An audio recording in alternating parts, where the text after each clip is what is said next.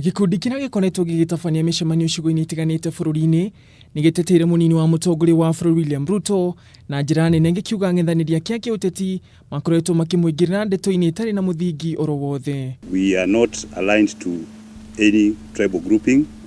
We are not aligned to any political outfit. We are just saying that we support this gentleman who is going to be the next president of this republic. We are saying that we also support the president on the issues of corruption and what he said during the State of Nation address. Gikundi giki kiria kiratabanĩtie mucemanio kaunti-inĩ ya Nakuru ni gikirire nganja ngithi cia mutongoria wa bururi na mũng'ethanĩri wa Raila Odinga ikiuga kiama kia ODM ni kirakungia wara ngeithi-inĩ ici. And we are saying, President, you are right.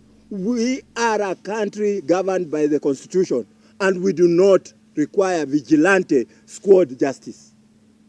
This mob justice where you go to a funeral and you want to lynch everybody, this is not for Kenya.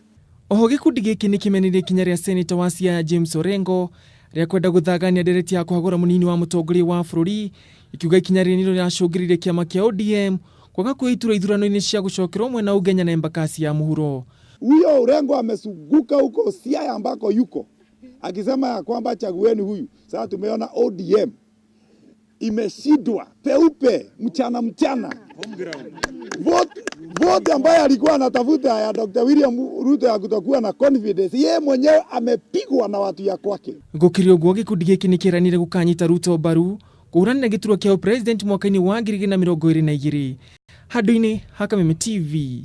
Njĩtagwo Ngugi wa Gatua.